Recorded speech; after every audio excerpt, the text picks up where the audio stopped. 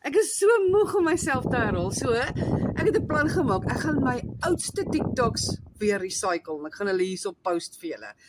So waar ek begin het tot waar ek nou gekom het, die struggles, die trane, die seer kry, die beklei, al daai dinge, die hele 7de laan drama wat ek deurgegaan het met die eerste gewig wat ek verloor het, gaan ek weer vir jou post. En dan, vir die mense wat my nou eers begin volg het, baie welkom hierso by my kanaal, reg?